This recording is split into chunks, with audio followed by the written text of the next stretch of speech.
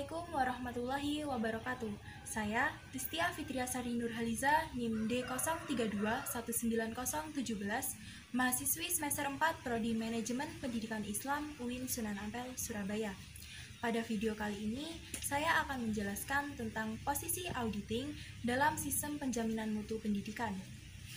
Dalam Peraturan Menteri Riset Teknologi dan Pendidikan Tinggi Nomor 62 Tahun 2016 tentang Sistem Penjaminan Mutu Pendidikan Tinggi, Pasal 5 Ayat 1 disebutkan bahwa SPMI memiliki siklus kegiatan yang terdiri atas huruf A, penetapan standar pendidikan tinggi, huruf B, pelaksanaan standar pendidikan tinggi, huruf C, evaluasi pelaksanaan standar pendidikan tinggi, huruf D, pengendalian pelaksanaan standar pendidikan tinggi, dan yang huruf E, peningkatan standar pendidikan tinggi.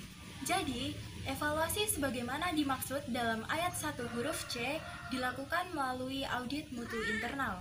Audit pada gambar digunakan untuk melakukan penjaminan mutu pada saat melakukan proses evaluasi. Pada konsep penjaminan mutu disebutkan bahwa audit merupakan bagian dari fungsi penjaminan mutu.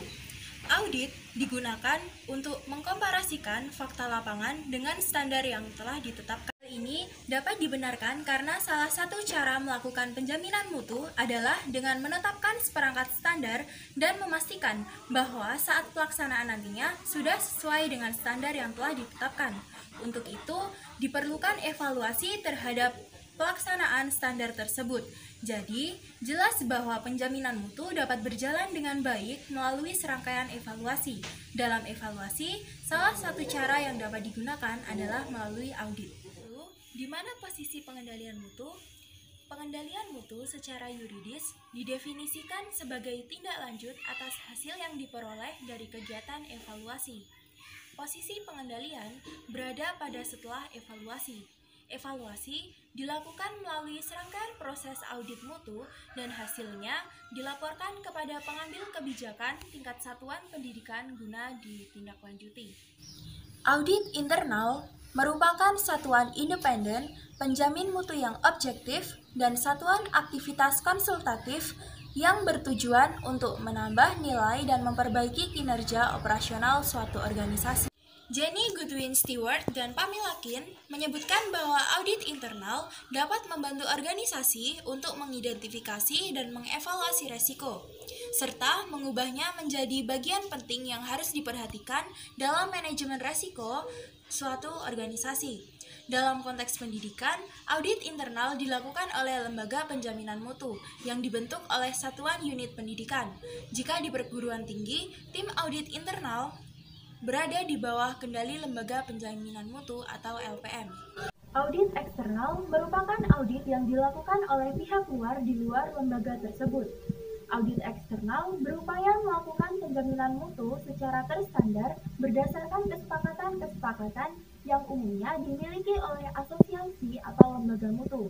Dalam dunia pendidikan, audit eksternal atau SPME dilakukan melalui proses akreditasi baik yang diselenggarakan oleh negara berupa lembaga BAN PT atau LAM PT bagi perguruan tinggi dan oleh BAN SM bagi sekolah maupun madrasah. Hal yang dilakukan melalui serangkaian proses audit tersebut semata-mata adalah untuk penjaminan mutu pendidikan agar kualitas pendidikan semakin baik dan sesuai dengan harapan stakeholders pendidikan. Untuk itu, pemerintah mengeluarkan kebijakan yang khusus mengatur penjaminan mutu internal maupun penjaminan mutu eksternal. Jadi, SPMI memiliki keterkaitan dan hubungan dengan SPME. Keduanya, sebagai penjamin mutu pendidikan tinggi, harus mengacu pada SNDikti. Keduanya diandaikan sebagai gugus kendali 18 mutu, sehingga memiliki fungsi audit mutu bagi ketercapaian pelaksanaan SNDikti. Sehingga, auditing sebagai salah satu fungsi evaluasi dan penjamin mutu diharapkan dapat berperan maksimal dalam rangka memberikan informasi yang akurat, apa adanya, dan faktual. Sekian penjelasan dari saya, kurang dan lebihnya saya mohon maaf. Wassalamualaikum warahmatullahi wabarakatuh.